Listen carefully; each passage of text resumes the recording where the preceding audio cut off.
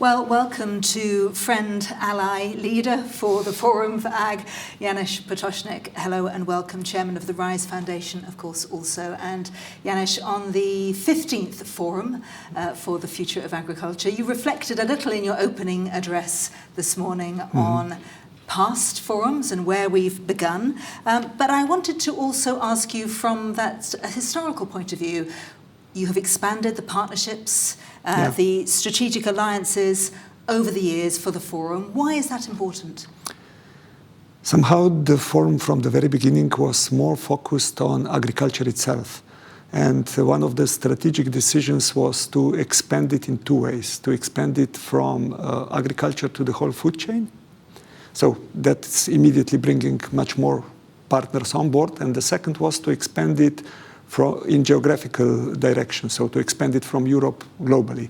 And we have now very good transatlantic relations partners, but we are definitely working also to get some of the other partners still on board. So the whole idea is more of collaboration, more of the people committing to what we try to move, to talk about. Stronger we are in really making an impact. And interconnecting the debate as well, I think you mentioned that at the start we talked about the forum being where agriculture and environment meets, as if they might be mutually exclusive. And of course, if ever we needed to debate that, we certainly know that's not the case now. No, you know, one thing it's very much interesting. If you would purely think logically, the interests of those who are taking care for environment and those who are taking care for agriculture should actually be the same. So the real question is why they are not, and what actually brought us to the situation that many times they are standing on different sides of the argument, and what is actually the core reason. And very likely one would land in the economics, which is running in particularly the agricultural sector. So farmers definitely deserve a decent life. Are they getting that reward through the markets? Are the incentive subsidies which they are getting really sending them in the direction which we would all like, that it's our common future? So I think these are the core questions which we would need to answer and find a kind of strategy to bring those interests which are in the logic very much aligned back on the track that they actually move in the same direction.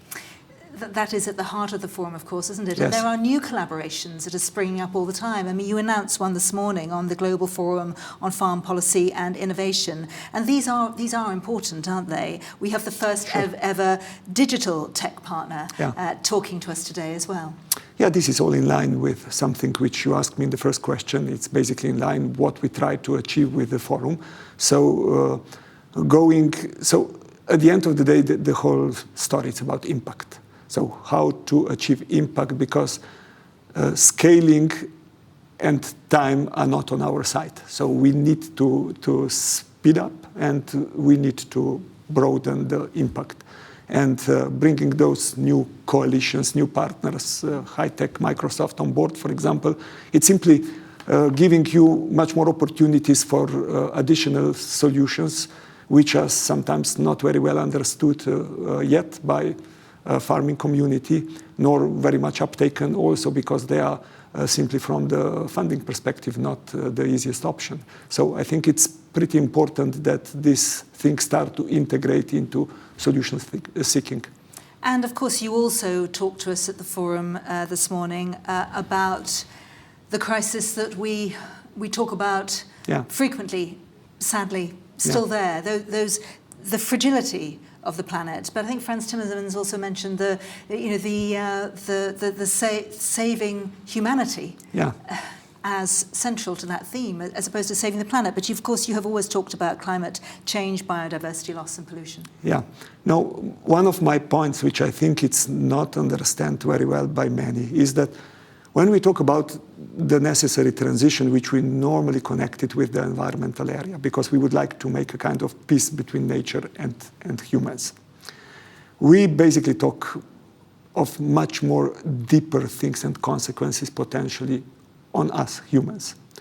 It's access to natural resources in the history was always the most important reason for nations, for people deciding on their level of well-being. But unfortunately, in many cases, it was also the reason for conflicts, wars, and one could continue in that direction. Migration, for example. So when we talk about reconciliation between humans and nature, it's actually to a large extent not only environmentally, it's also security, economy, equality, all those other components which we need to take into account.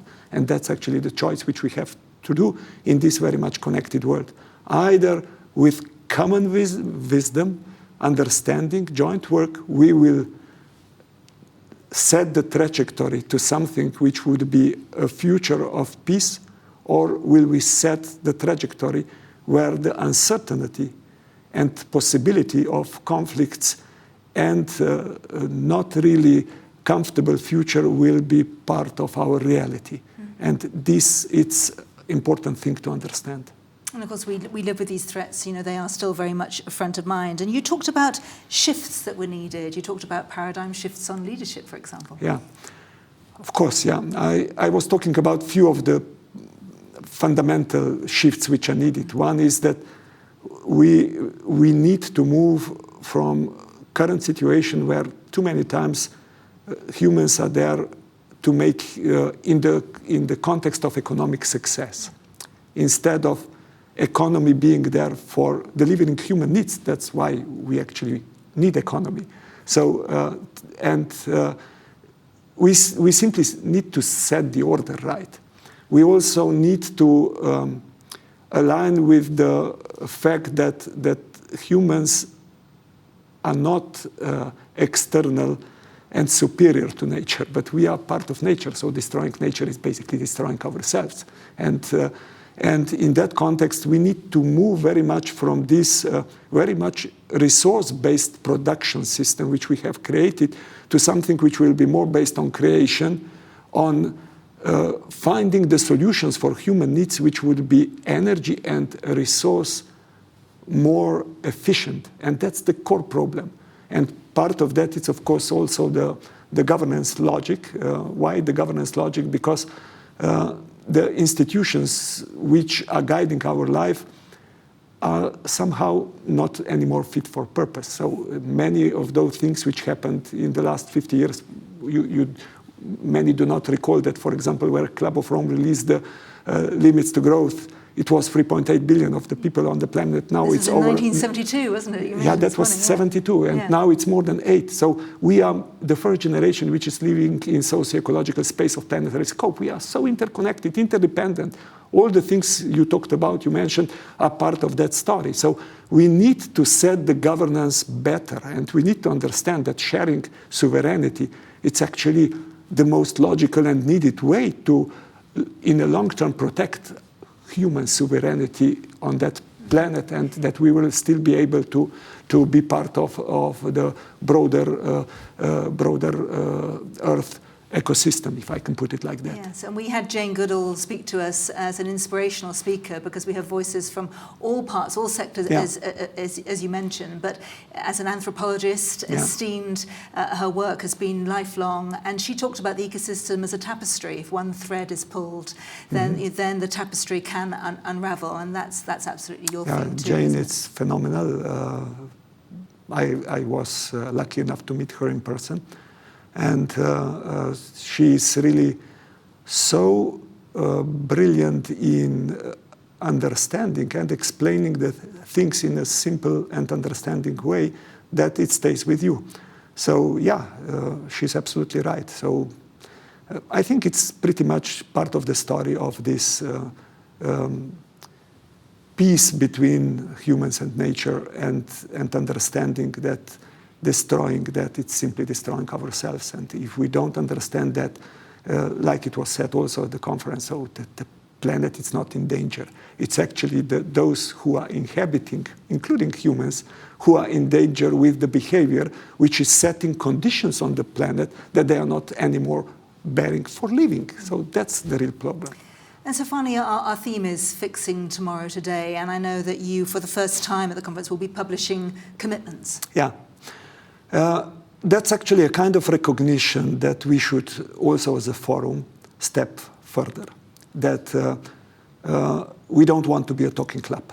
We want to really have somehow put a kind of a mirror in front of ourselves, monitor the things and see are the partners also which are now constituting the forum, all actively also outside the forum, working in the direction which we talk about in the forum. And this call for action is basically exactly part of that. And I'm really happy that that partners were ready to commit to something relatively ambitious, moving us in the right direction, and that we do understand that really the time is running out, and that if we don't move, we will be moved. Janez Potočnik, as always, thank you so much. Enjoy the rest of the forum today. I'm sure you will. Thanks a lot. Thank you. It was a pleasure.